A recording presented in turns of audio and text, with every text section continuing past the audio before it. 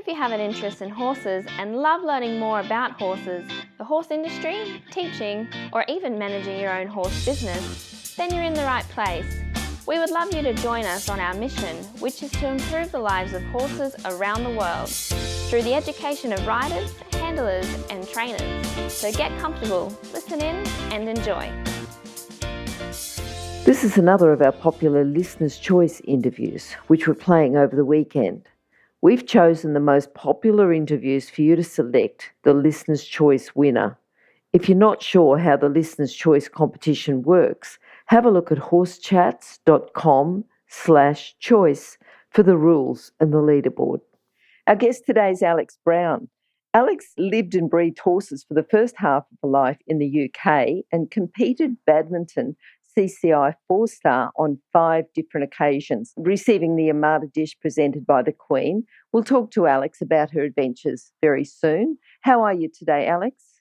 I'm great, thank you, Glenys. Great. Now, Alex, we normally start off with a favourite quote. Have you got one for us? I actually struggle a little bit with a quote. I'm not a huge quote person, but I was thinking back to basically my father always used to say, all through my riding, he'd always say, if ifs and ands were pots and pans, there would be no need for tinkers.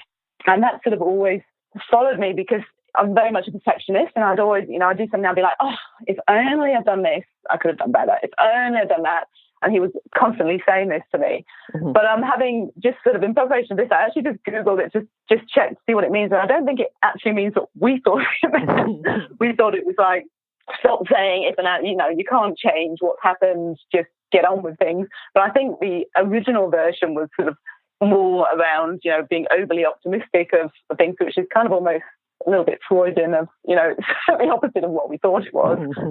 But yeah, so that's sort of definitely going through most of my life. It's always been, stop dwelling on what's happened and just get on with what you've done and be happy with what you've done. And you can't change it.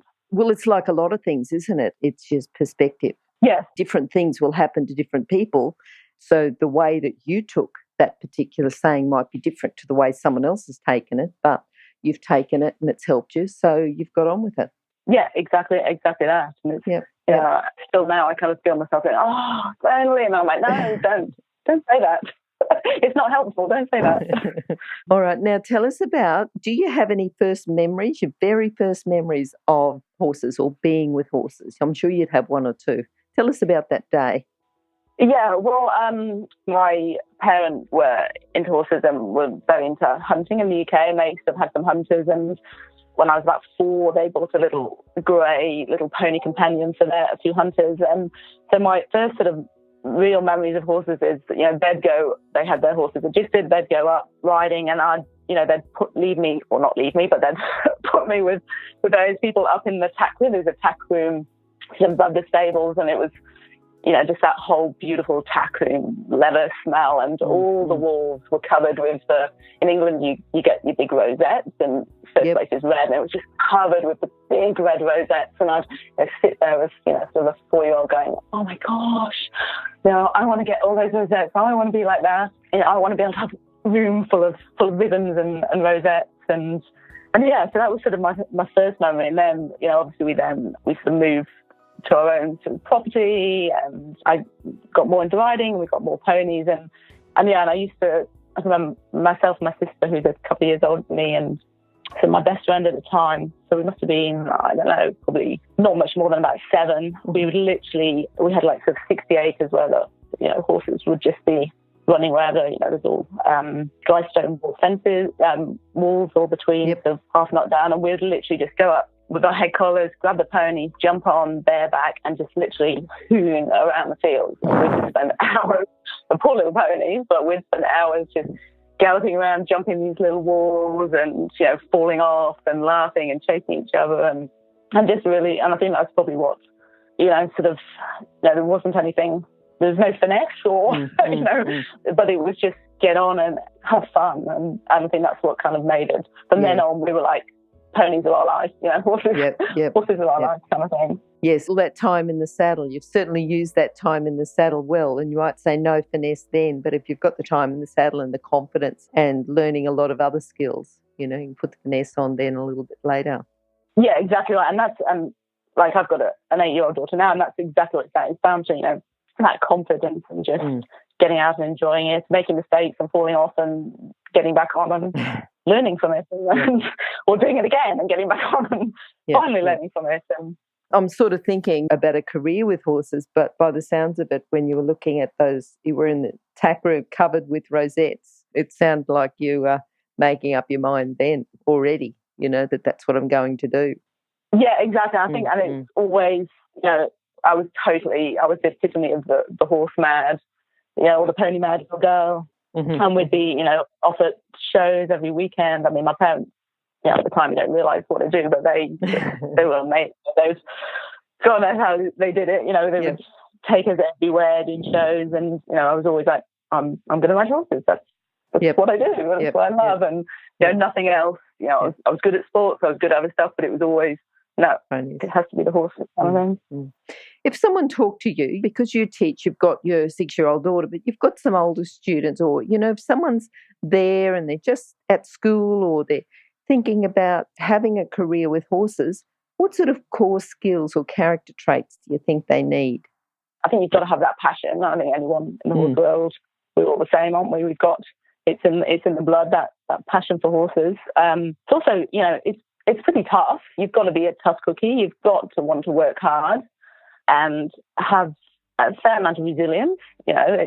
Horses are a great leveler. You'll be winning one day and you'll just not be able to ride a thing the next. You've got to have that resilience and also just want to learn. Just, you've got to be able to learn from everyone you can. You want to, you'll have your trainers or you go to clinics or whatever, but it's also, there's always, whoever you're talking to, you can kind of learn stuff from. And I mean, I've fairly recently moved up to Byron Bay and just sort of, talking to there's local 3-4 generation farmers and stockmen and it's just kind of in the blood and, it might be a different way of riding or, different stuff they do, but just that kind of horsemanship skills. There's so much you can pick up from anywhere. Yep. Yeah.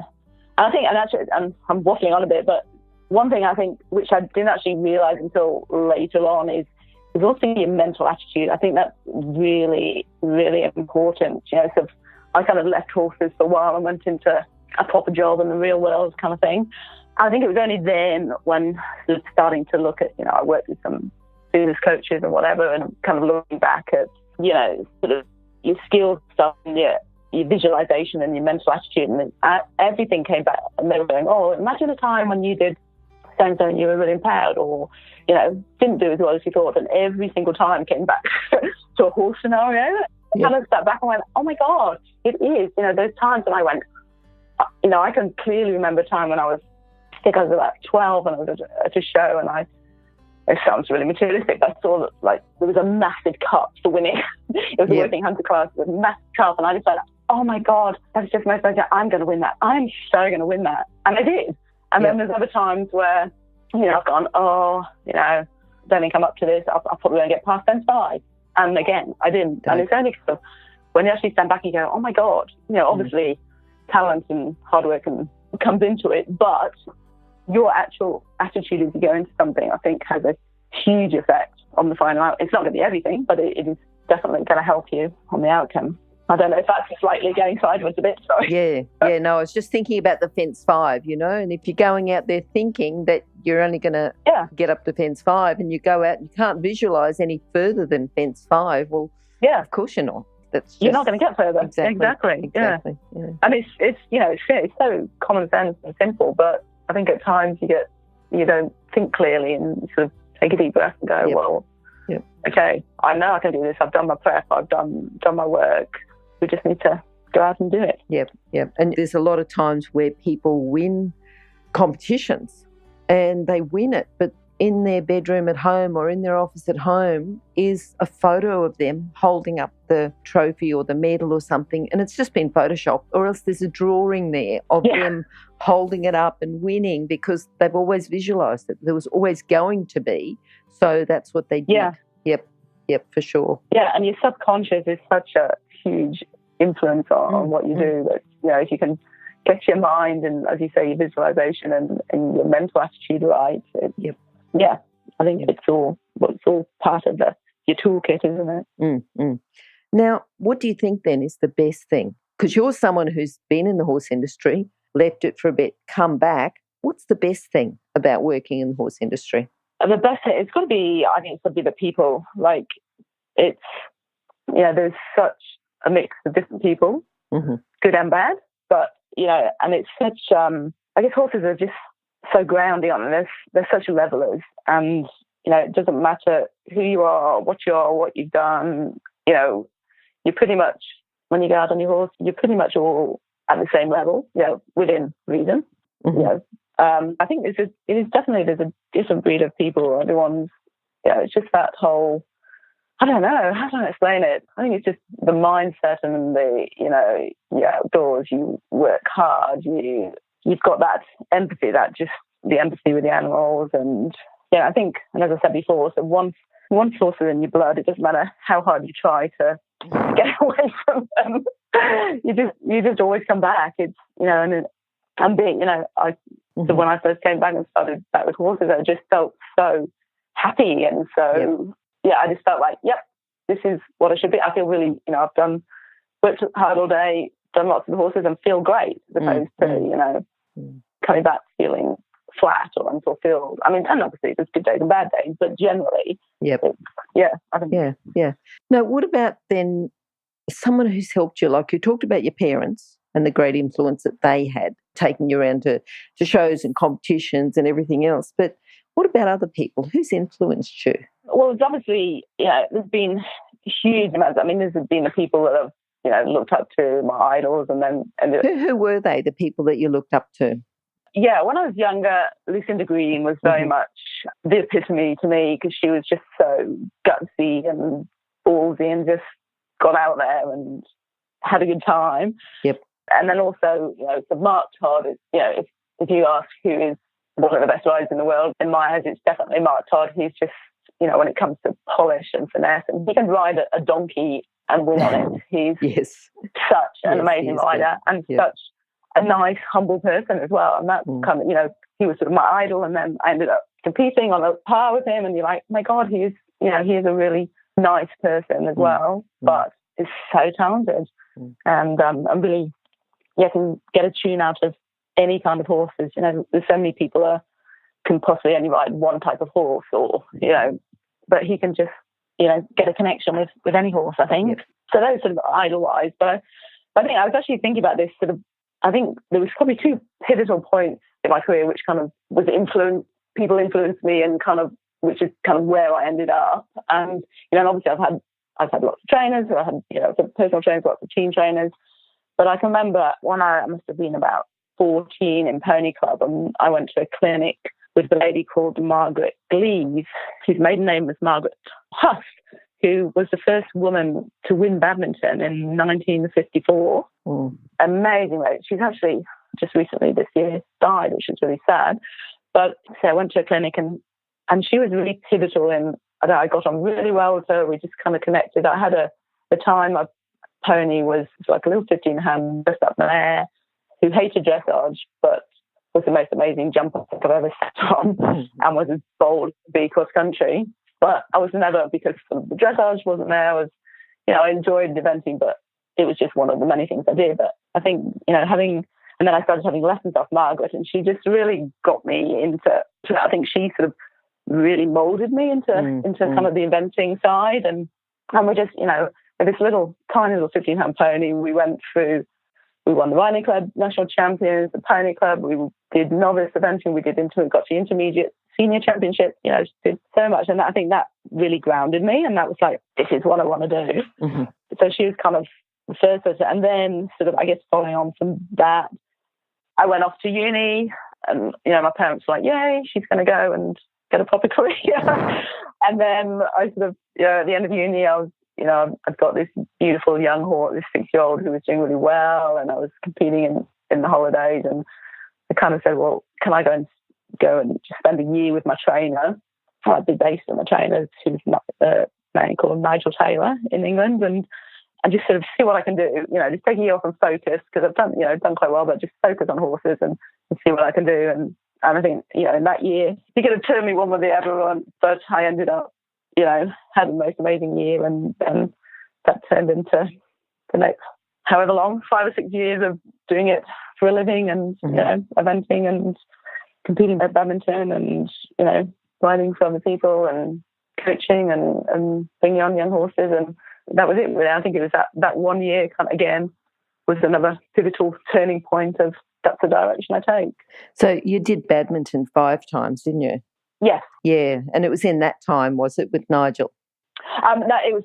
I based myself with Nigel for the first year, and because I only had a young horse. Yep. And he sort of trained me on, and then I sort of went and sort of set up my own yards, but still sort of trained with him amongst other people. Yep. And so he basically definitely got me to my first badminton, or probably first 2, and then after that I sort of set up on my own and had my own yard and things. Mm-hmm, mm-hmm. Now tell us, during that time, maybe even since with your daughter, I don't know, what's been your proudest moment with horses? I think the proudest moment has probably got to be having completed badminton 5 times.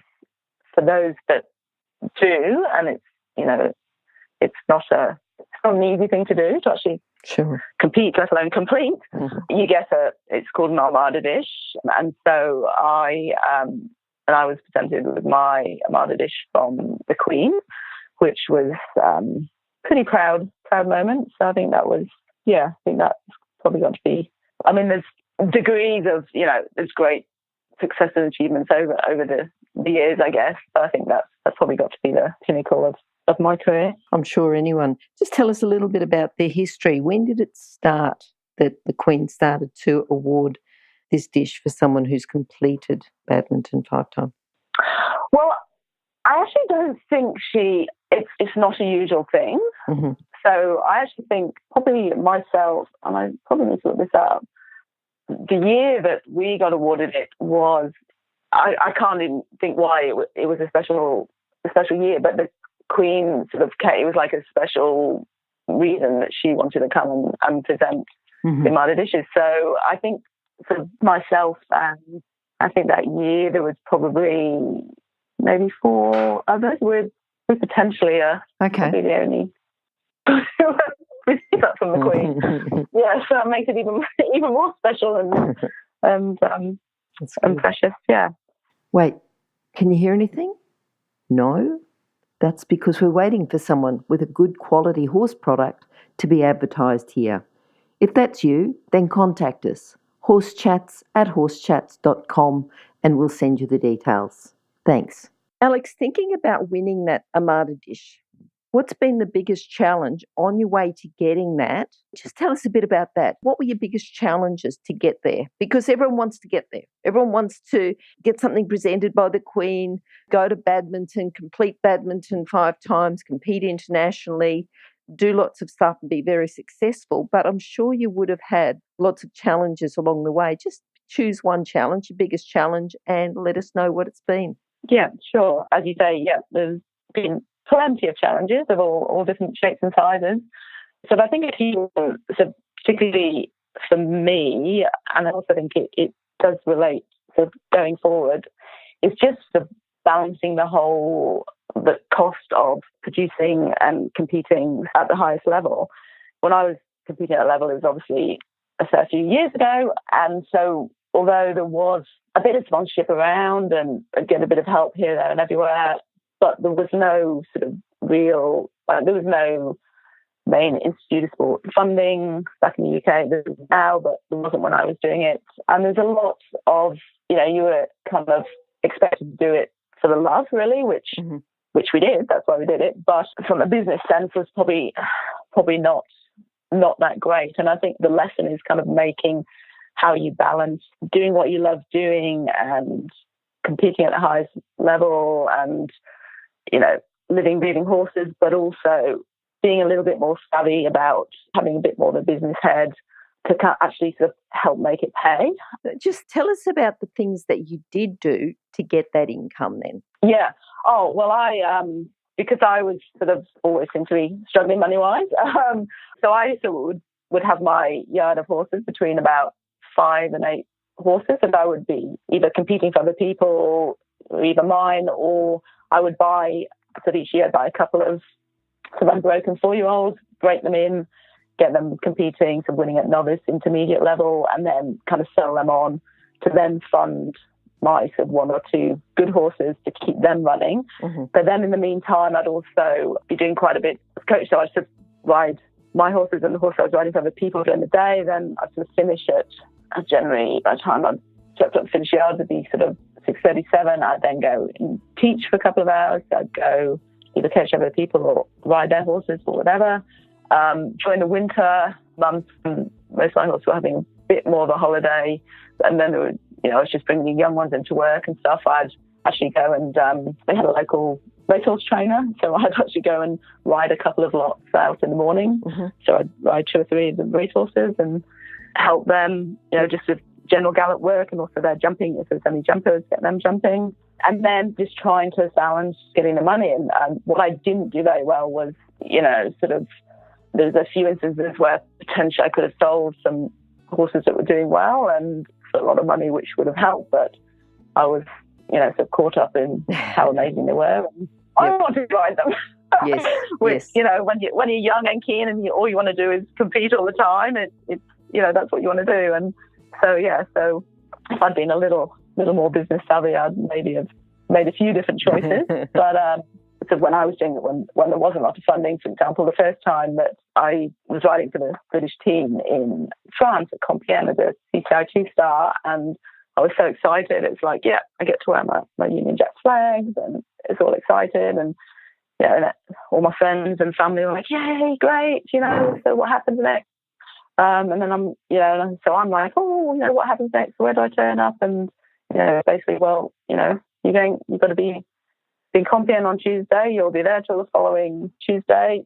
See you then. And it's, we had to pay for, the ferry, getting the horse over there. So the ferry and driving across France and, all of those extra expenses. All of those extra, and then pay for people to ride the horses back at home.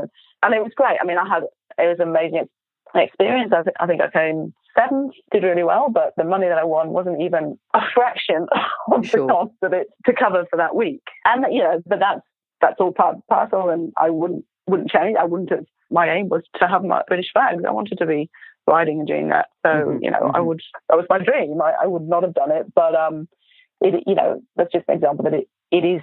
Or it was and still is, an expensive sport. So you do have to think about the best ways to actually make it work. Not just you're riding the horses, you're doing great with the horses, but you've also got to have some business sense as well, and get that balance between your business head and your sort of horsey head to make it work. Yep. And I'm thinking too, while you were riding and competing, and you had your 1 or 2 horses, but also the couple of other horses that you were riding, you're using your talent and your skills to increase the value of those horses. Like you said, you could have sold them for a lot more money had you wanted to sell them, but it's still your horsemanship and your skills and everything that keeps increasing while you're doing that. Like those skills keep increasing, but you're still getting an income from giving those skills to other people and other horses as well. Does that make sense? Yes, exactly. Yeah. And the more horses you ride and the trickier horses and the, not so polished horses that you ride, it's all improving your riding, which then helps with the, more owners want you to ride their horses because, basically whatever job you are. It is an interesting sort of balancing act, I think. And you've got to, and that's part of the course. If you don't want to be, you want to just be a person that can only ride one type of horse, or the perfect horse comes along and you can ride him. You want to be able to jump on any horse and get a tune or show that they can improve, and you only do that by riding 6 or 8 horses a day and riding anything and everything. And people come along and go, "Oh, I want my horse ridden, but it's a bit crazy and no one else will ride it." And I'll be like, "Yeah, I'll ride it." As you say, that's how you learn, that's how you get better, and that's how you either get more rides or you put more value on the horses you are riding, because you're a better rider, so the horse is going better, and so ultimately it's a more saleable horse. And for sure. Now, tell us, I want you to put your coaching cap on now, and I want you to talk about riders that you would have seen when you're competing. And a lot of riders will ride, get to a certain level, but they might go up to the next level and they've been winning at a lower level. They go to the next level and really struggle, really have problems. What sort of things, because you see it again and again, that riders are riding quite well at one level. As soon as they go up, they struggle and they have problems. What sort of advice would you give them? Yeah, a couple of things. First thing is definitely, I think I probably said earlier, never stop learning. So you should, never think you don't need help or you can't learn from other people. I've always had lots of instructors of, different types sort of helping me out. So it's really important that you have got, it doesn't matter how good you are, you can't always tell what you are or aren't doing. So you need those eyes on the ground. If you are doing something obvious or, something, you need to tweak, so you need that help. But I think also, and I think probably the biggest reason, as you say, people get to a certain level, they're doing great, they're, having fun, they're getting by, they're winning, and then they go up that next level and it just all seems to fall apart. And I think that basically goes back to, and it's really not very exciting sounding and almost a little boring, but it's just getting the basics right. And I think a lot of people are they're almost in a rush to, they get their young horse, they get the new horse, and they're in a rush to, I need to be out doing this and so-and-so's doing this, so I need to be doing better. And, and they almost get caught up in the grandeur and they sort of forget about just getting the basics right. Yep. So, they want to be doing changes or they want to be doing shoulder in or they want to be jumping, 1 meter 20 or 1 meter 30, but they haven't put in the hard yards on getting the basics right. And as, sort of as boring as it is, if you can't canter over a canter pole 20 times and get the perfect stride 20 times and then change it so you're putting 2 more strides in between or you're, reducing or increasing. If you can't do that, then how can you ride a big course properly? And you can get by to a certain level and, you don't have to be amazing up to a certain level. But then when you do go up that notch and things start to get a little bit more serious, that's when the cracks begin to show. And that's when you kind of go, oh, that's where, I need to go back to the basics and put in the hard yards. And, there's no point trying to do my canter changes if the horse is totally leans on inside hand and, is not tracking up and doesn't even carry himself. How can you possibly, lift his shoulders up and change, So it's very unglamorous, but basically it's, putting in the hard yards and working on the basics and not rushing and not,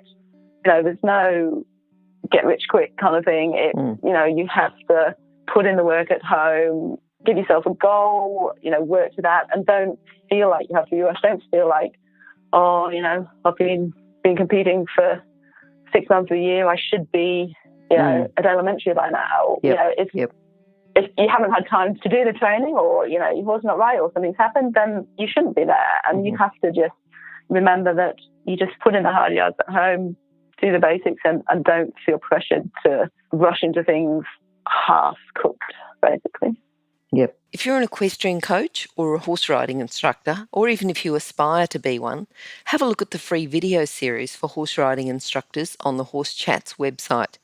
Go there now, have a look, horsechats.com. You're talking about putting in the hard yards and getting the basic rights and getting them established and also having the eyes on the grounds. But I want to take you back to what you said about commencing in the horse industry because you're quite strong on the mental attitude and the wanting to learn.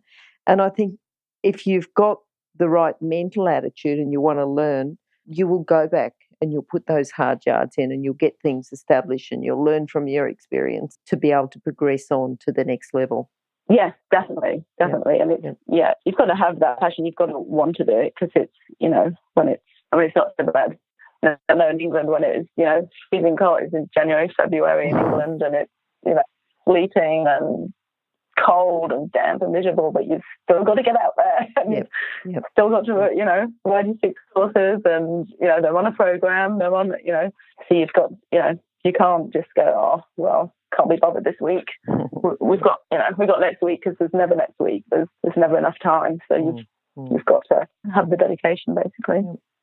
Alex, have you got a book that you can recommend to our listeners, something that can complement their training? To be honest, off the top of my head, I don't. I would just recommend, as I said before, you can never stop learning. So read everything, listen to everybody. You don't have to take everything away, but make sure you listen to people, and you can, take this from here, take that from there, if it works for you. But definitely just... You're just saying read everything, like don't stop learning. Yeah, exactly. Yeah, not one book in particular, but just read everything.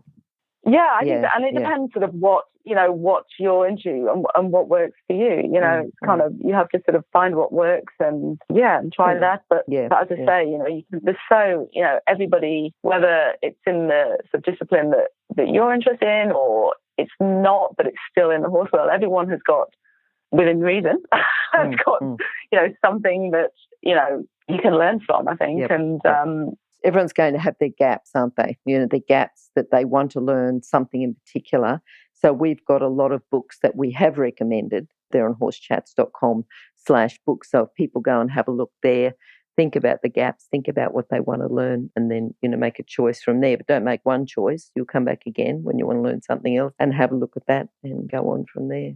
Yeah, exactly. And everyone sort of has this, different ways of doing things. So, two people could be telling you exactly the same thing, or you could, the book could be written, this is kind of the outcome they want, but one way that they actually describe it resonates more than the other way, even though basically it's very similar. Yes. I've seen that quite a lot, sort of with coaching people. You'll sort of say something, go, do this, and it's just not working. And then you say exactly the same thing, but, in a slightly different way. And you haven't actually changed what you're saying, but you just use a different way to describe it. And all of a sudden the penny drops. It's like, oh, you mean, go between both legs of both hands in a straight line, something simple. Yes.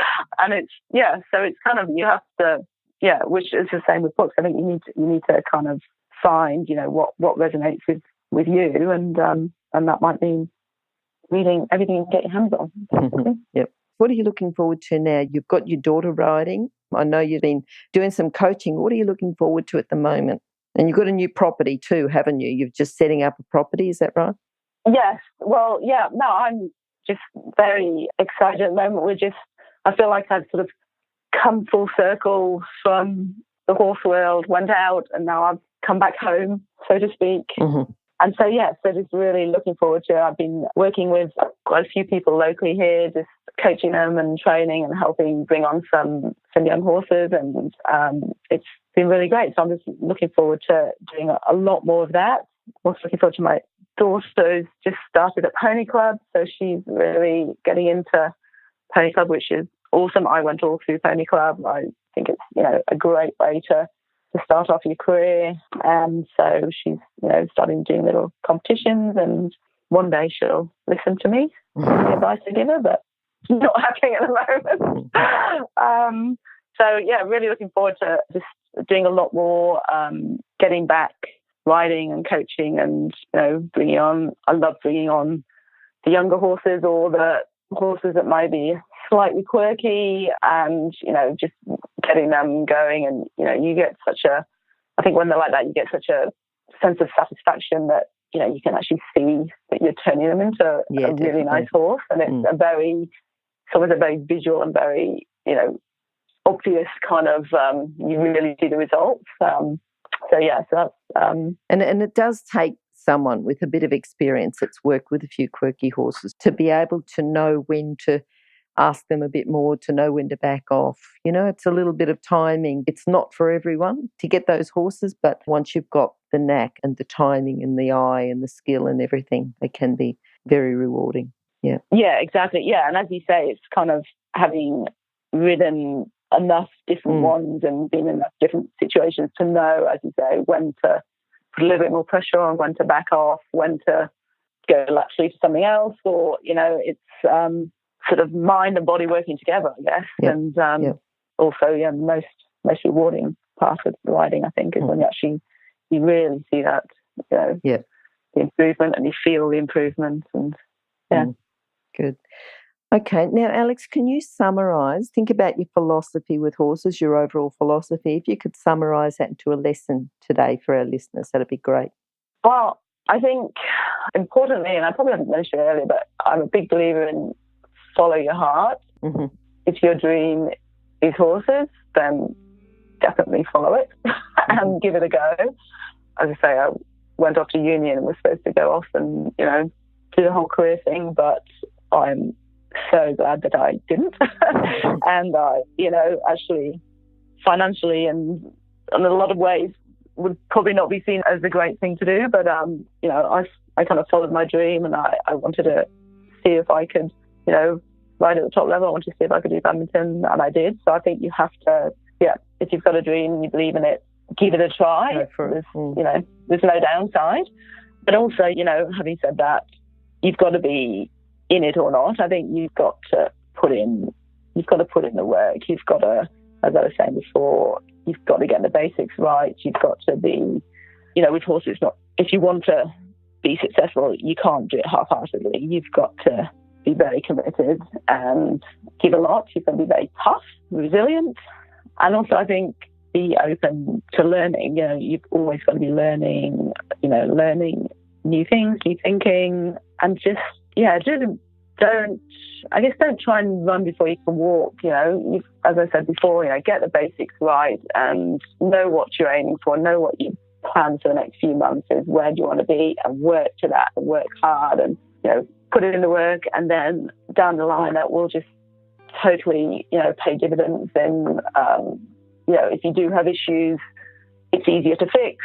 When you go up to the next level, you've got the grounding, so you can go up to the next level. So it's all, as much as it's tempting to just rush and skip things, I think you do, you need to put in the hard work, basically. Mm-hmm. Mm-hmm. Yep. Now, Alex, how can people contact you? Easiest way to contact me is either by email or mobile. My phone number is 0403 940 468, or best email is amorleybrown@gmail.com, and I'll just spell the first bit, which is amorleybrown@gmail.com. Yeah, and if you happen to, that'll give you a clue. If you happen to look up on badminton and go, there's no Alex Brown, never did badminton. That was Alex Morley. Okay, no worries. Okay, now, Alex, if people have missed that, they can actually go to horsechats.com/Alex Brown, or just go to horsechats.com and search for either Alex, ALEX, or Brown, and that episode will come up, or the interview will come up. Thank you, Alex. It's been wonderful talking to you today. I've certainly enjoyed your journey, your journey sort of from your very first pony and competing and going through the challenges of competing at top level. But, interesting that you're sort of out there now, and your daughter, and you're helping your daughter, and you're coaching, and you're still doing stuff with quirky horses, which is brilliant. So lovely catching up with you today, and hopefully we'll talk to you again very soon. Yeah, that was lovely speaking to you. Okay. Thank you very much. Thank you, Alex. Bye. Bye. Now, if you're still there, you probably know that I'm absolutely passionate about education within the horse industry. That's why I host this podcast. My other venture is Online Horse College. Have a look now at onlinehorsecollege.com, and I'll see you over there. Remember that our comments and instructions are general in nature and do not take into consideration your individual horses or your individual ability and circumstances.